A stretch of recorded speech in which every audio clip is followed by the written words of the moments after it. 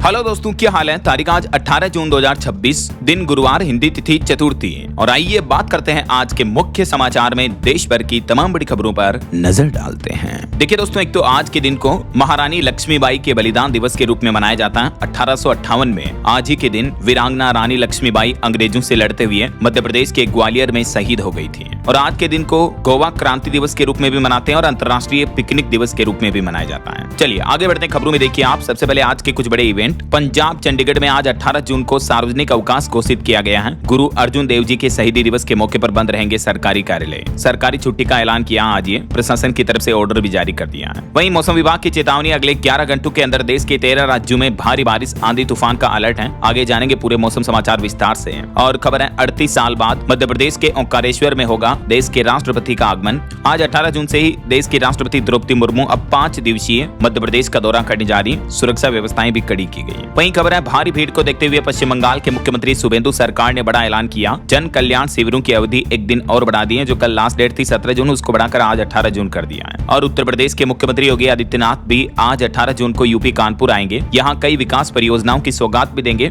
और कानपुर में सीएम योगी आज गुरुवार को कैबिनेट बैठक भी करेंगे। अफसरों और विभागों के कार्यों की गहन समीक्षा होगी। वहीं उड़ीसा में अब आज से ही वापस स्कूल खुलने जा रहे हैं। ग्रीष्मकालीन अवकाश समाप्त हो चुका है। और भारत के लिए एक अच्छी खबर यह है, होर्मुज रूट पार करके भारत पहुंच रहा एक और एलएनजी जहाज आज 18 जून को दहेज बंदरगाह पर पहुंचेगा।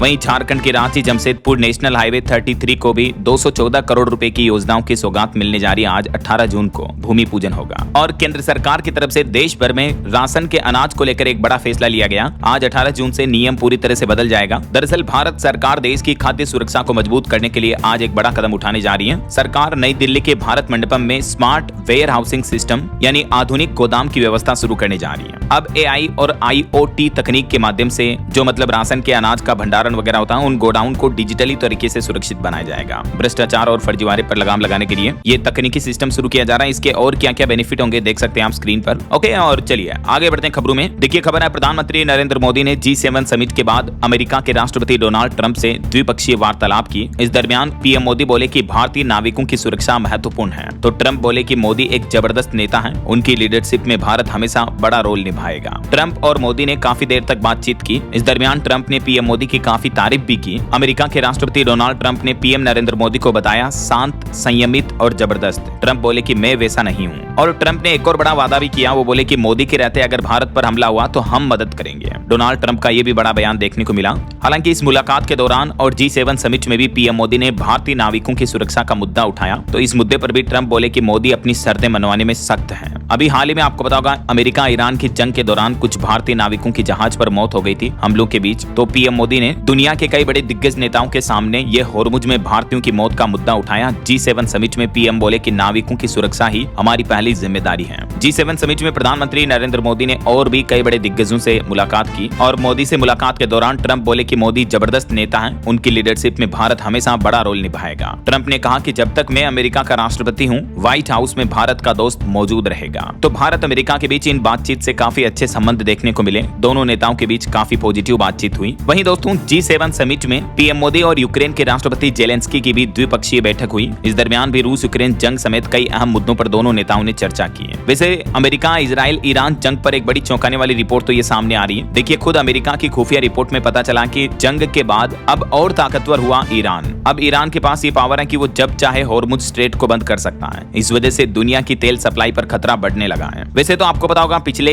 1-2 दिन से ये मीडिया रिपोर्ट्स और चर्चाएं चल रही कि अमेरिका और ईरान की जंग खत्म होने वाली है, समझौता हो चुका है। लेकिन अभी समझौते पर G7 समिट के बाद डोनाल्ड ट्रंप ने कहा कि अभी समझौता पक्का नहीं हुआ है। ट्रंप ने फिर से ईरान को चेतावनी दी और कहा कि अगर हमें समझौता पसंद नहीं आया तो फिर से बरसाएंगे बम। क्योंकि ट्रंप जो ईरान के साथ समझौता किए हैं, इसको लेकर एक ग्लोबल रिपोर्ट सामने आ रही कि ईरान समझौते को ट्रंप अपनी जीत बता रहे हैं। लेकिन कई सारे पॉलिटिकल और डिफेंस एक्सपर्ट विशेषज्ञों का यह मानना है कि देखा जाए तो इस युद्ध में अमेरिका की रणनीतिक हार हुई है। ये अमेरिका के लिए एक तरह से आत्मसमर्पण करने जैसा है। यही वजह है कि डोनाल्ड ट्रंप का कहना कि इस समझौते पर डील पर सस्पेंस अभी भी बरकरार है। ये फाइनल नहीं हुआ समझौता। अगर ईरान की राजधानी तेहरान ने हमारी शर्तें नहीं मानी तो फिर हम वापस बम बरसाएंगे। और ट्रंप ने यह भी कहा कि अगले 1-2 दिन में होर्मुज रूट पूरी तरीके से खुल जाएगा। देर रात ट्रंप का एक और बयान देखने को मिला। डोनाल्ड ट्रंप ये भी बोले कि ईरान में अब सत्ता परिवर्तन हो चुका है और हमने टारगेट से ज्यादा लक्ष्य हासिल किया। अब 60 दिन में अगर ये समझौता फाइनल नहीं हुआ तो हम फिर वापस बम बरसाएंगे। तो ये डोनाल्ड ट्रंप के लेटेस्ट बयान बयानबाजी देखने को मिल रही है। वैसे इस जंग की वजह से ट्रंप को भी भारी भरकम नुकसान हुआ। देखिए, अमेरिका ने ईरान जंग में तकरीबन हर मिनट 6 करोड़ रुपए खर्च किए हैं। अमेरिका को इस जंग की वजह से हर सेकंड 10 लाख रुपए का नुकसान हुआ।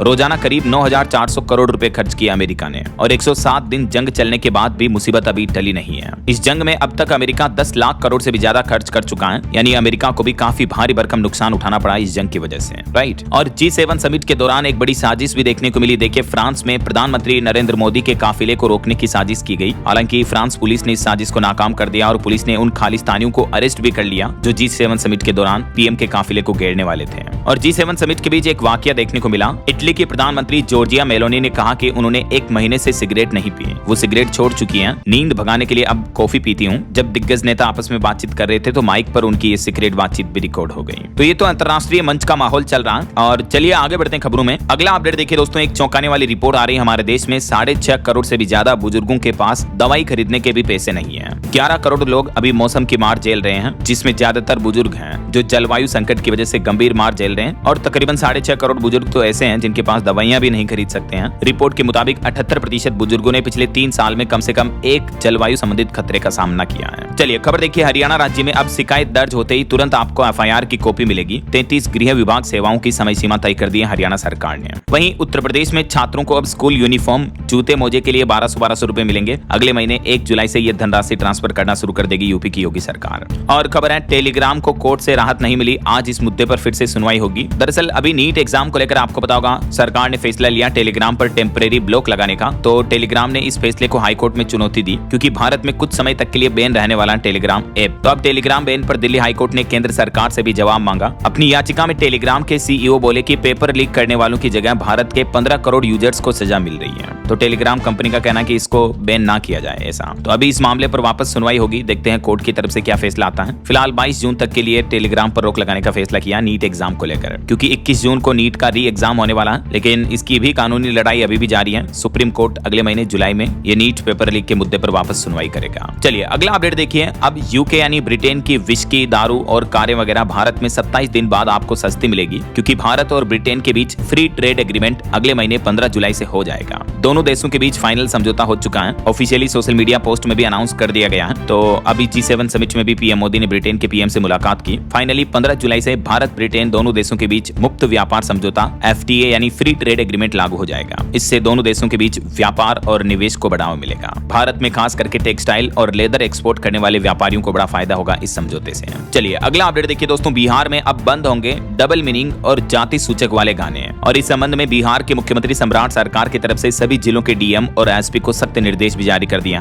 ये देख सकते बिहार सरकार के कला और संस्कृति विभाग की तरफ से नोटिस जारी किया गया, क्योंकि कई सारे गाने और इस तरह के शब्द इस्तेमाल किए जाते हैं जो अश्लील होते हैं लेकिन डबल मीनिंग वाले होते हैं, राइट। तो अब बिहार में इस तरह के गाने बजाने पर सख्त एक्शन होगा। संस्कृति मंत्रालय ने DM SP को लेटर भी भेजा है। और वहीं देखिए दोस्तों, बिहार में सैटेलाइट टाउनशिप की लैंड पर भी सम्राट कैबिनेट ने बड़ा फैसला लिया, अब बेच सकेंगे जमीन। इस बारे में भी ये नया नियम लागू कर दिया है। चलिए अगली बड़ी खबर देखिए, LPG ग्राहकों के लिए एक जरूरी अपडेट तो ये आ रहा कि 30 जून तक अगर ग्राहकों ने E-KYC नहीं करवाई तो जिन लोगों को सब्सिडी योजना का लाभ मिल रहा अभी वो नहीं मिलेगा, फिर बंद हो जाएगा। तो इस महीने जून में लास्ट डेट है, तब तक आप E-KYC करवा लें। सरकार की तरफ से सभी LPG कनेक्शन वालों को ये नोटिस दिया गया। दूसरा, सरकार ने एक और चेतावनी भी दी कि अब अगर किसी ने LPG गैस सिलेंडर को बेचा या किसी और को ट्रांसफर किया तो भी उनके खिलाफ लीगल एक्शन लिया जाएगा। भारत में LPG रसोई गैस की किल्लत और बढ़ती कालाबाजारी के बीच केंद्र सरकार की तरफ से सभी उपभोक्ताओं को ये सख्त निर्देश और गाइडलाइंस जारी की गई है। चलिए अगली बड़ी खबर देखिए, मार्केट रेगुलेटर सेबी ने देश के निवेशकों को बड़ी चेतावनी दी और कहा कि अनाधिकृत वेबसाइटों पर गैर सूचीबद्ध शेयरों की खरीद फरोख्त से सावधान रहें।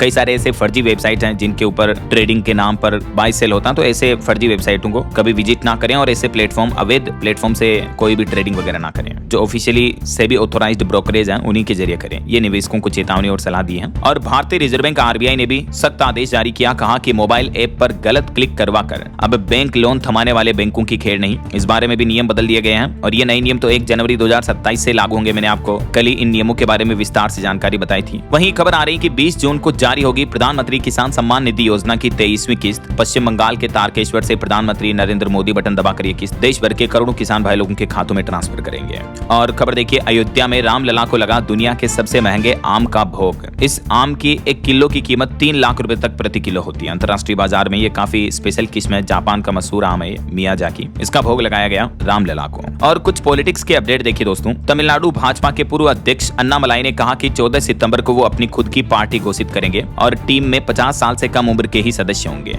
वी द लीडर आंदोलन चला रहे हैं अभी वो, बीजेपी से अलग हो चुके हैं और अब उन्होंने खुद की पार्टी बनाने की घोषणा की है। वहीं इधर महाराष्ट्र की राजनीति में भी ऑपरेशन टाइगर से मची उथल फुथल। उद्धव के सांसदों की मीटिंग बुलाने के बाद से अब तक काफी कंट्रोवर्सी देखने को मिल रही है। महाराष्ट्र में उद्धव की पार्टी टूटी, राउत ने प्रेस कॉन्फ्रेंस में गालियां भी दी। 9 में से 6 सांसद बागी बने। 4 साल पहले शिंदे 39 विधायकों के साथ अलग हुए थे, लेकिन अब महाराष्ट्र की राजनीति में ये बड़ी उथल फुथल देखने को मिल रही है, बंगाल के टीएमसी की ही तरह। क्योंकि शिवसेना यूबीटी से पहले आम आदमी पार्टी और टीएमसी में भी भारी टूट देखने को मिली है। आम आदमी पार्टी के भी कई सांसद अलग हो गए, आपको पता होगा। और पश्चिम बंगाल में भी अभी चुनावी नतीजों के बाद टीएमसी पूरी तरीके से बिखर गई। पश्चिम बंगाल में तो अब ममता बनर्जी के भतीजे की भी गिरफ्तारी हो सकती है। मध्य प्रदेश हाईकोर्ट ने अरेस्ट वारंट पर लगी रोक को हटा दिया। उन्होंने मंत्री विजय वर्गीय के बेटे को गुंडा भी कहा था। वहीं खबर है कांग्रेस अध्यक्ष मल्लिकार्जुन खड़गे के खिलाफ भी विशेषाधिकार हनन का नोटिस जारी हुआ, क्योंकि उनके ऊपर पीएम पर अपमानजनक टिप्पणी करने का आरोप है। और यूपी में देखिए केशव प्रसाद मौर्य का बड़ा हमला, बोले कि सपा के 25-26 सांसद टूटने के लिए तैयार हैं। 2027 में होगा तृणमूल जैसा हाल। और कॉकरोच जनता पार्टी सीजेपी ने भी अब दिल्ली के जंतर मंतर में एक बार फिर से प्रदर्शन के लिए अनुमति मांगी। 20 जून से वापस धरने की तैयारी कर रही है सीजेपी। वहीं छत्तीसगढ़ की यह बड़ी घटना देखिए, एक भाजपा नेता को फॉर्च्यूनर में जिंदा जला दिया, उनके साथ 3 मौतें हो गई। राजनीति में किस किस तरह की गंदी हरकतें देखने को मिल रही है देखिए आप। तो ये तो कुछ पॉलिटिक्स का माहौल चल रहा। और चलिए आगे बढ़ते हैं खबरों में। देखिए आप अगला अपडेट, भारत के ऊर्जा क्षेत्र में नई क्रांति शुरू होगी। मुंबई में तीसरा रोड शो आयोजित करेगा मंत्रालय। कोयला मंत्रालय की तरफ से यह प्लान है। 46,000 करोड़ के प्रोजेक्ट को लेकर बातचीत होगी। और वहीं भारतीय रेलवे ने भी गुजरात के कच्छ में 493 करोड़ की आदिपुर भुज डबलिंग परियोजना को मंजूरी दे दी है, जिससे कच्छ में रेल संपर्क और औद्योगिक विकास को बढ़ावा मिलेगा। वहीं केंद्रीय कानून मंत्री अर्जुन राम मेघवाल ने किया अणुव्रत क्रिएटिविटी कॉन्टेस्ट 2026 के पोस्टर का लोकार्पण। और हरियाणा की नायब सिंह सैनी सरकार ने न्यू पेंशन स्कीम में दिए नए निवेश के विकल्प। अब कर्मचारी अपनी मर्जी से लेंगे मार्केट का जोखिम। तो कर्मचारियों के लिए हरियाणा सरकार की ये नई पहल है। ऑटो इंडस्ट्री से खबर है किया कि नई सोनेट की भारत में टेस्टिंग शुरू हो चुकी है। 2027 तक कंपनी लॉन्च करने का प्लान कर रही है। और जो हाल ही में मारुति कंपनी ने पूरे फ्लेक्स फ्यूल से चलने वाली वेगनार कार जो लॉन्च की थी, उसको भी अब तक 13 डिलीवरी कर दी है, कंपनी का कहना है। और एक बड़ी चेतावनी देखिए, टेलीग्राम के जरिए फैल रहा नया साइबर खतरा। अमेरिका की सुरक्षा एजेंसी FBI की तरफ से ये चेतावनी दी गई और कहा कि स्पेशली माइक्रोसॉफ्ट 365 के यूजर सतर्क हो जाएं। टेलीग्राम के जरिए आजकल साइबर फ्रॉड, साइबर क्राइम भी बढ़ रहे हैं, तो सावधान रहिएगा। इस तरह के बग और वायरस को लेकर ये चेतावनी जारी हुई है। वहीं खबर देखिए, पीएम मोदी के विशेष विमान में राष्ट्रीय प्रतीक चिन्ह अशोक स्तंभ की अधूरी छवि देखने को लेकर राजस्थान के डूंगरपुर की 13 साल की लड़की ने बड़ी चूक पकड़ी और पीएमओ को लेटर लिख करके इन्होंने सुझाव भी दिया। दरअसल बात कुछ यूं है कि अभी जो पीएम मोदी अपने स्पेशल विमान से विदेश दौरे पर गए, तो यहाँ मोदी के विमान पर जो ये राष्ट्रीय प्रतीक चिन्ह लगा हुआ है, तो विमान का गेट खुलने के बाद ये प्रतीक चिन्ह थोड़ा सा ढक जाता, मतलब आधा सा कट जाता है। तो इसी चूक को पकड़ा ये राजस्थान की डूंगरपुर जिले की छोटी सी गुड़िया 13 साल की छात्रा किम भारतीय ने, और इन्होंने पीएम को लेटर भी लिखा। इस बारे में कल डिटेल जानकारी मैंने आपको इस वीडियो में बताई थी। अगर आप देखना चाहते हो दिलचस्प खबर तो देख लीजिएगा। और अगली बड़ी खबर देखिए, ISI से जुड़े एक और आतंकी मॉड्यूल के 5 और आरोपी अरेस्ट हुए हैं। इनको पुलिस कर्मियों को निशाना बनाने का टारगेट दिया गया था। पिछले 2 दिन के अंदर अंदर अब तक 12 आरोपी गिरफ्तार हो चुके हैं, जो हमारे देश में बड़ी आतंकी साजिश की प्लानिंग कर रहे थे। ऐसे देशद्रोहियों को तो फांसी पर लटकाना चाहिए यार, सच में। देखिए हमारे ही देश में रहकर ये गद्दारी कर रहे हैं, ऐसे लोगों को तो जीने का कोई अधिकार नहीं है। और अगला अपडेट देखिए, भारत का डिफेंस प्रोडक्शन 2.25 लाख करोड़ रुपए से भी ज्यादा का हुआ। एक साल के अंदर अंदर 15.5% तक बढ़ा। रक्षा मंत्रालय ने हथियारों की सफलता के बारे में भी बताया। भारत के डिफेंस प्रोडक्शन को लेकर ये रक्षा मंत्रालय की तरफ से आंकड़े जारी किए गए। ये रिपोर्ट्स बताती हैं कि भारत को रक्षा क्षेत्र में बड़ी कामयाबी मिली है और डिफेंस के क्षेत्र में आत्मनिर्भर भारत को भी बढ़ावा मिला है। चलिए खबर है, अगले महीने 4 जुलाई को उत्तराखंड पहुंचेगा कैलाश मानसरोवर यात्रा का पहला जत्था। हर दल में 50 श्रद्धालु होंगे। होटल स्टे, खाने से लेकर हर व्यवस्था संभालेगा KMVN। वहीं देखिए, बिहार में सिपाही भर्ती परीक्षा के दौरान कई रेलवे स्टेशनों पर उमड़ी छात्रों की भीड़। कई जगहों पर ट्रेनों में बच्चों को जगह तक नहीं मिली। फर्जीवाड़े के आरोप में भी 39 लोग पकड़े गए। और हमारे देश के पहाड़ी राज्यों को लेकर एक चौंकाने वाली रिपोर्ट सामने आ रही है कि उत्तराखंड और हिमाचल के 17 गांव डूबेंगे तो 6 राज्यों को फायदा होगा। किसाऊ परियोजना पर सहमति बनी, अब कैबिनेट की मंजूरी मिलने का इंतजार है। ये जो परियोजना सरकार लाने जा रही है, इसको लेकर ये रिपोर्ट्स और डिटेल जानकारी आप देख सकते हैं। वहीं खबर देखिए, राहुल गांधी ने केंद्र सरकार पर तंज कसते हुए कहा कि हमारा एजुकेशन सिस्टम बच्चों को टेंशन देता है। 5 प्रतियोगी परीक्षाओं की तैयारी पर 5 लाख करोड़ खर्च होता है। है, इतना 5 मंत्रालयों का बजट होता है। बीते दिन राजस्थान के कोटा में विपक्ष के नेता राहुल गांधी ने छात्रों की आवाज उठाते हुए ये देशव्यापी आंदोलन शुरू किया, जिसमें NEET, JEE, CBSE, paper leak समेत कई अहम मुद्दों पर बातचीत की। और खेल जगत से भारत के लिए बड़ी अच्छी खबर देखिए दोस्तों, भारत की विमेंस T20 वर्ल्ड कप में लगातार दूसरी जीत हुई। नीदरलैंड को 95 रन से हराया। मंदाना और शेफाली की 50 भी देखने को मिली। श्रीचरणी को 4 विकेट मिले। मेनी कांग्रेट्स महिला टीम इंडिया की सभी खिलाड़ियों को। और भारत की पुरुष क्रिकेट टीम पर भी अच्छी खबर आई। भारत ने अफगानिस्तान को 170 रन से हराया। दूसरा वनडे जीतकर सीरीज भी अपने नाम कर लिया। गिल और किशन के शतक देखने को मिले। अर्शदीप और गुरनूर को 3-3 विकेट भी मिले। और इंडिया 8 ट्राई सीरीज के फाइनल में पहुंच चुकी है, अफगानिस्तान को हराने के साथ ही। चलिए अगला अपडेट देखिए, राजधानी दिल्ली में स्कूलों का होगा सुरक्षा ऑडिट। पोक्सो पालन में लापरवाही करने वालों पर सख्त कार्यवाही होगी। दिल्ली के एलजी की तरफ से सख्त निर्देश जारी किए गए इस बारे में। और केंद्रीय रेल मंत्री अश्विनी वैष्णव ने बड़ा ऐलान किया, बोले कि अगले 10 साल में भारत में आएगा बड़ा बदलाव। एआई डेटा सेंटर्स पर अश्विनी वैष्णव ने यह दावा करते हुए कहा कि बदलेगा भारत का भविष्य। अच्छा, पीएफ खाता वालों के लिए भी अच्छी खबर है। अब जल्द ही आप यूपीआई और एटीएम से भी निकाल पाएंगे अपने पीएफ का पैसा। ईपीएफओ 3.0 जल्द ही लॉन्च होने जा रहा। हालांकि वैसे तो ईपीएफओ की तरफ से अभी तक कोई इसकी आधिकारिक लॉन्चिंग की तारीख की घोषणा नहीं की है, लेकिन सरकार ने संकेत दिए कि जल्दी इसे रोल आउट कर दिया जाएगा, क्योंकि इसका ट्रायल भी सफल हो चुका है। तो ये ईपीएफओ 3.0 सिस्टम लागू होने के बाद अपने पीएफ खाते के पैसों को आप इजीली क्विकली विड्रॉ कर पाएंगे यूपीआई और एटीएम के जरिए भी, है ना। बहरहाल अभी तो अपन कुछ और महत्वपूर्ण और काम की खबरें देखेंगे दोस्तों, लेकिन फिलहाल वक्त हो चला है आज के ताजा मौसम समाचार जानने का। और हाँ, एक छोटी सी रिक्वेस्ट आपसे ये है कि अगर आप डीएलएस न्यूज चैनल से अभी तक भी जुड़े नहीं हो तो जुड़ जाइए, चैनल को सब्सक्राइब करके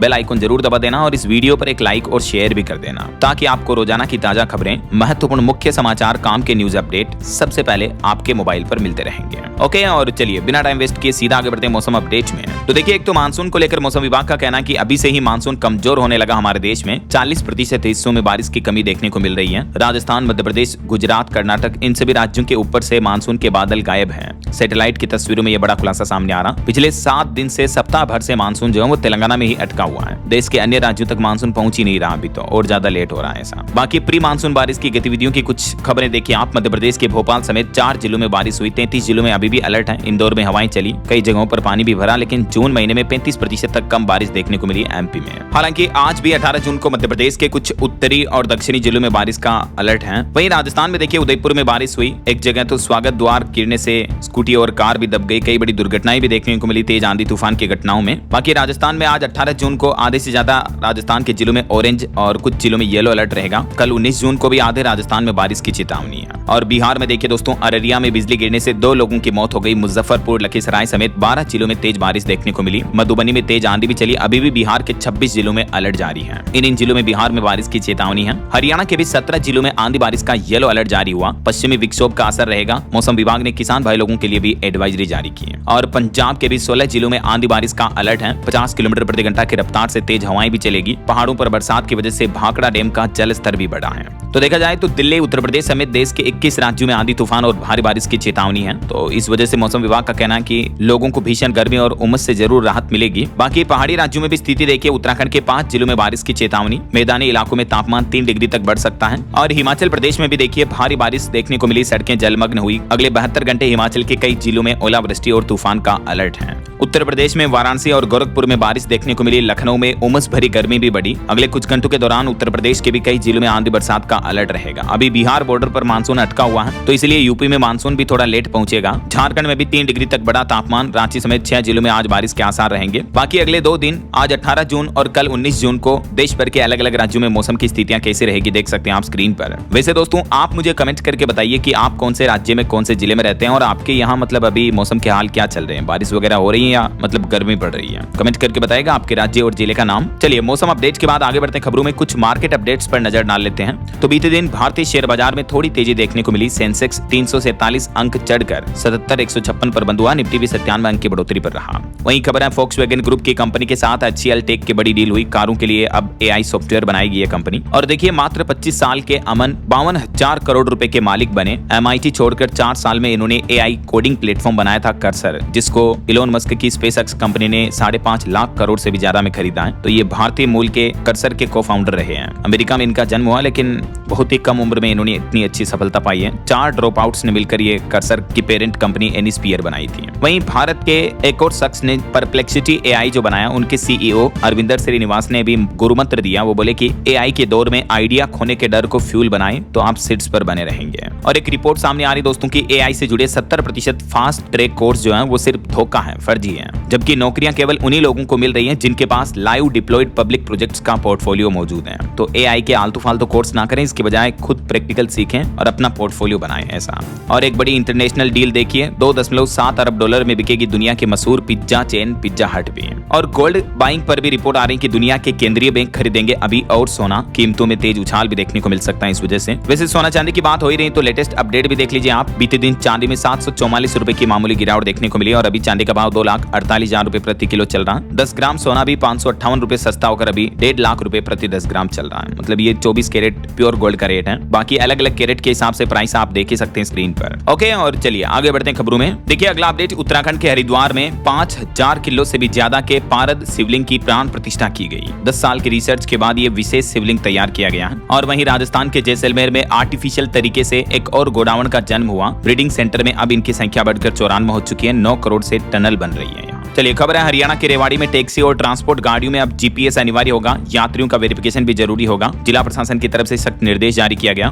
और कुछ बड़े हादसों और दुर्घटनाओं की खबरें देखिए दोस्तों, बहुत ही दुखद खबर है। एक बड़ा बस हादसा हो गया। खड़े ट्रक में जा घुसी स्लीपर बस, 7 यात्रियों की मौत हो गई। हादसा इतना भयानक था कि कटर से काटकर गाड़ी में फंसे यात्रियों को निकाला गया। गुजरात के वडोदरा शहर में यह हादसा हुआ, जिसमें 9 साल के बच्चे समेत 7 लोगों की मौत हो गई। यह हादसे की तस्वीरें आप देख सकते हैं। जिस ट्रक से बस टकराई उसमें भरा सामान, कट्टे वगैरह भी बिखर गए। वहीं उत्तर प्रदेश के बदायूं में भी ट्रैक्टर और ई रिक्शा की भीषण टक्कर में 5 लोगों की मौत हो गई। पीएम मोदी और सीएम योगी ने भी इस घटना पर दुख जताया। चलिए कुछ अंतर्राष्ट्रीय न्यूज अपडेट देखिए। चीन को लगा बड़ा झटका। 3 साल में चाइना की इकोनॉमी अर्थव्यवस्था पर बड़ा गहरा संकट मंडरा रहा। ये लेटेस्ट रिपोर्ट सामने आ रही है। वहीं अमेरिका की ट्रंप सरकार ने एक और बड़ा कदम उठाया और इंडो पैसिफिक कमांड का नाम बदल दिया है। अमेरिका ने सबसे बड़े सैन्य कमांड से इंडो शब्द को हटा दिया। चीन के खिलाफ भारत को अहमियत देने के लिए ट्रंप ने ही बदला था यह नाम, लेकिन अब यह नाम वापस हटा दिया गया है। और खबर है भारत के बेने मेनासे समुदाय को इजराइल लाएगी वापस नेतन्याहू सरकार। वहीं ईरान अमेरिका जंग पर भी अपडेट आ रहा कि शांति समझौते को लेकर अंतिम बातचीत जल्द ही शुरू होगी। ईरानी विदेश मंत्री अरागची ने कहा कि युद्ध का तुरंत और स्थायी अंत समझौते का सबसे बड़ा मुद्दा है। ट्रंप ने भी कहा कि ईरान के शांति समझौते पर जल्दी मोहर लगेगी। कल शुक्रवार तक समझौता फाइनल हो सकता है। और अभी रिपोर्ट सामने आ रही कि ईरानी बंदरगाहों पर लगी नौसैनिक नाकाबंदी को भी हटा दिया गया है। हालांकि ये समझौता कैंसिल भी हो सकता है। तो कई सारे एक्सपर्ट्स का यह कहना है कि उम्मीद पर दुनिया कायम है। अमेरिका और ईरान के बीच समझौता एक बड़ी राहत की बात जरूर है, लेकिन असली परीक्षा अभी भी बाकी है। और वहीं देखिए यूएन संयुक्त राष्ट्र में भी उठी ग्लोबल साउथ को प्रतिनिधित्व देने की मांग। चीन ने भी इसकी वकालत की।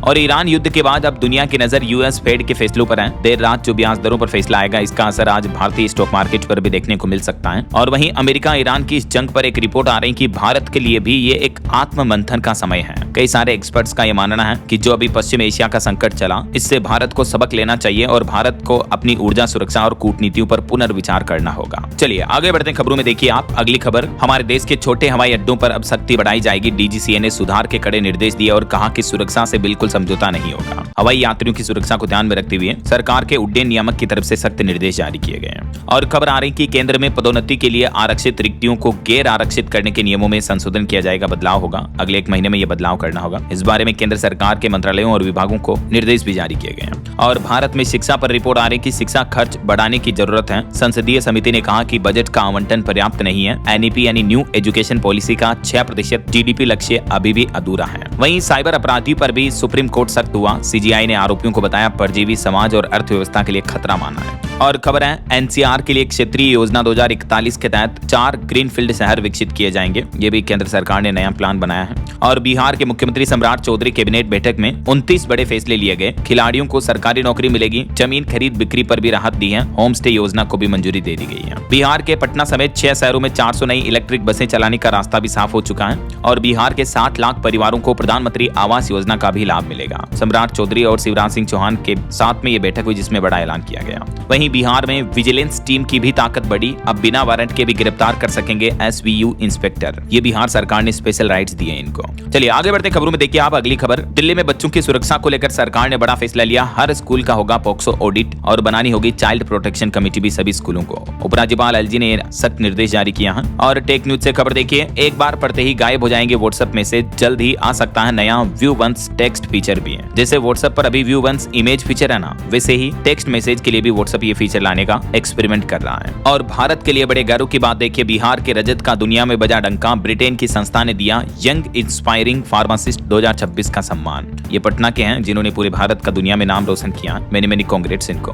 और टेक जगत से खबर है, गूगल ने रोल आउट किया Android 17 का स्टेबल अपडेटेड वर्जन। तो आप भी अपने फोन को अपडेट कर सकते हैं, इसमें कई नए एडवांस फीचर मिलेंगे आपको। और खबर है, जम्मू की सड़कें भी अब गड्ढा मुक्त होगी। 1 करोड़ से भी ज्यादा की AI मशीन से 15 मिनट में चमकेगी रोड। ट्रैफिक जाम से भी मुक्ति मिलेगी। जम्मू नगर निगम की तरफ से ये नई पहल की जा रही है। और अमरनाथ यात्रा के बाद हो सकता है पंचायत निकाय चुनाव का ऐलान। जम्मू कश्मीर में मतपत्र अंग्रेजी, हिंदी और उर्दू में छापने पर भी मंथन कर रहा SEC। वहीं राजधानी दिल्ली के हर जिले में बनेगा महिला थाना और DTC बसों में भी तैनात होगी होम गार्ड मार्शल। पोक्सो पर एलजी ने ये एक और बड़ा फैसला सुनाया। और हरियाणा के झज्जर को भी मुख्यमंत्री नायब सिंह सैनी ने बड़ी सौगात दी। 75.37 करोड़ रुपए की 9 परियोजनाओं का उद्घाटन किया गया। और एक रिपोर्ट सामने आ रही कि भारत में है एशिया का सबसे बड़ा कबाड़ी मार्केट। हर साल 6000 करोड़ का सोना निकलता है इस कबाड़ से। US, चीन, यूरोप तक आयात निर्यात होता है। पश्चिमी दिल्ली का मायापुरी बाजार एशिया का सबसे बड़ा स्क्रैप मार्केट है। और एक रिपोर्ट आ रही कि भारत में मोबाइल डेटा खपत भी दुनिया में अभी सबसे ज्यादा है। साल 2031 तक 1.1 अरब के पार होंगे भारत में 5G इंटरनेट यूजर्स। वहीं खबर है, झारखंड में सिपाहियों को अब बिना शर्त मिलेगा ACP का लाभ। हाईकोर्ट ने खारिज की सरकार की अपील। ACP यानी एश्योर्ड करियर प्रोग्रेशन का लाभ प्राप्त करने के लिए ट्रेनिंग पूरी करने या इस तरह की जो बाध्यता थी उसको कोर्ट ने पूरी तरीके से खारिज कर दिया है। वहीं झारखंड और छत्तीसगढ़ राज्य को जोड़ने वाली रेल लाइन का भी रास्ता साफ हुआ। केंद्र सरकार ने स्पेशल प्रोजेक्ट का दर्जा दिया इसको। 250 किलोमीटर से भी ज्यादा लंबी रेलवे लाइन बिछाई जाएगी इस रूट पर। और नीट अभ्यर्थियों को बस किराए में 50% की छूट मिलेगी। मुख्यमंत्री योगी आदित्यनाथ ने ये बड़ी घोषणा की है। वहीं खबर देखिए, नई दिल्ली से दुनिया तक पहुंची पीडिया कला। GI टैग से नया सम्मान मिला है इसको। और रेलवे दुर्घटनाओं पर भी अब लगाम लगेगी। झारखंड धनबाद से लेकर बिहार गया तक रूट में अक्टूबर तक पूरा हो जाएगा कवच 4.0 लगाने का काम। इंडियन रेलवे की तरफ से ये अपडेट जारी किया गया। और हिमाचल घूमने जाने वालों के लिए भी अच्छी खबर है, मनाली हाईवे पर अब जाम नहीं लगेगा। जिया चौक में नया फ्लाईओवर भी बनाया जाएगा। और दिल्ली NCR के चारों राज्यों में बनेगी एक नमो सिटी। NCR में लगने वाले प्रतिबंध से राहत मिलेगी। दायरे में कोई परिवर्तन भी नहीं होगा। ये भी केंद्र सरकार का प्लान है। चलिए यूपी के कुछ अपडेट देखिए दोस्तों। यमुना किनारे बनेगा 31 kilometre elevated expressway. Noida airport तक अब नहीं होगा ट्रैफिक जाम की समस्या का सामना। और यूपी गोंडा से लेकर लखनऊ, कानपुर, अयोध्या, प्रयागराज के लिए स्पेशल इलेक्ट्रिक बसें भी शुरू होने जा रही, जिससे यात्रियों को गर्मी से भी राहत मिलेगी। AC बसें होगी है। और बुंदेलखंड की रेल कनेक्टिविटी को भी नई रफ्तार मिलेगी। जल्दी 18 किलोमीटर का खेरार अकोना रेल सेक्शन काम पूरा किया जाएगा। चलिए अगला अपडेट देखिए। राष्ट्रपति द्रौपदी मुर्मू और प्रधानमंत्री नरेंद्र मोदी परसों 20 जून को उड़ीसा राज्य के दौरे पर रहेंगे। और अगली बड़ी चौंकाने वाली खबर देखिए, उत्तर भारत में मिला खतरनाक परजीवी का नया स्वरूप, जिससे इंसानों में संक्रमण का खतरा भी बढ़ा है। उत्तर भारत में भेड़ों और बकरियों में वैज्ञानिक अध्ययन में ये चौंकाने वाला खुलासा सामने आ रहा है। और आपकी हेल्थ को लेकर एक अच्छी खबर है। IIT मद्रास ने तैयार किया ब्रेन स्टेम एटलस एंकर, जिससे रोगों के कारणों को समझने में आसानी होगी। वहीं खबर है, भारत के रक्षा क्षेत्र के कर्मियों की भी बड़ी जीत हुई। सेवानिवृत्ति तक अब मानित प्रतिनियुक्ति का तोहफा मिलेगा। उन्हें समावेशन पैकेज भी दिया जाएगा। केंद्र सरकार ने ये मंजूरी दे दी फाइनली। और खबर है, यमुना को मिलेगा नया जीवन। किसाऊ बांध परियोजना पर 6 राज्यों में सहमति बनी। केंद्र सरकार इसके लिए 90% तक मदद देगा। वहीं तेलंगाना सरकार ने केंद्र सरकार से अपील की है कि फंड जारी करने में और देरी न करें। हैदराबाद मेट्रो फेज 2 के लिए तेलंगाना के मुख्यमंत्री रेवंत रेड्डी ने केंद्र सरकार से फंड मांगा। चलिए कुछ और स्टेट न्यूज अपडेट देखिए आप। राजस्थान के चित्तौड़गढ़ में श्री सांवलिया जी के भंडार से निकले 25 करोड़ 81 लाख रुपए। वहीं छत्तीसगढ़ पुलिस में बड़ा फेरबदल किया गया। 61 इंस्पेक्टर्स के तबादले यानी ट्रांसफर किए गए। राजधानी दिल्ली में अब एक ही जगह मिलेगी सरकारी सेवाएं। 18 से 42 स्थानों पर लगेंगे जन कल्याण शिविर। 18 से 20 जून तक ये शिविर आयोजित होंगे। और उत्तराखंड की साक्षरता दर 98% के पार पहुंची। देश का 6ठा पूर्ण साक्षर राज्य बनने की दहलीज पर पहुंचा उत्तराखंड। चलिए कुछ और एजुकेशनल अपडेट्स देख लेते हैं। देखिए सरकारी नौकरी पर अपडेट है। दिल्ली में टीचिंग और नॉन टीचिंग के 1979 पदों पर भर्ती निकली हुई है। 100 रुपए फीस में आप अप्लाई कर सकते हैं। इसकी लास्ट डेट रहेगी 15 जुलाई 2026। और यूपी SSSC लोअर PCS के लिए आवेदन की अंतिम तारीख को भी 25 जून तक के लिए बढ़ा दिया यूपी सरकार की तरफ से। ओके, और अंत में आज के राशिफल पर नजर डाल लेते हैं। देखिए सिंह और कुंभ राशि वालों की इनकम बढ़ने के योग हैं। धनु राशि वालों की नई डील हो सकती है। और वृश्चिक राशि वालों को ट्रांसफर की खबर भी मिल सकती है। और भी कुछ अलग अलग राशियों का राशिफल आप देख सकते हैं स्क्रीन पर। और हाँ दोस्तों, आप मुझे कमेंट करके बताइए कि भारत के राष्ट्रपति व्यक्ति को पद की शपथ कौन दिलाता है? ये 4 ऑप्शन आप देख सकते हैं ABCD। Which is right option let me know in the comment box. सही जवाब देने वाले लोगों को रैंडमली सेलेक्ट होने पर DLS न्यूज टीम की तरफ से शानदार सरप्राइज गिफ्ट जीतने का मौका मिलेगा। और इसी के साथ ही अगर आपको वीडियो अच्छा लगा तो इसे लाइक करना, शेयर भी करना, DLS न्यूज चैनल को सब्सक्राइब करके बेल आइकन जरूर दबा देना रोजाना ऐसी इन्फॉर्मेटिव जानकारियां, महत्वपूर्ण समाचार देखते रहने के लिए। ओके, ख्याल रखिएगा अपने आप का, अपने परिवार का। मिलेंगे अगले नेक्स्ट अपडेट में, तब तक के लिए जय हिंद, जय भारत, वंदे मातरम।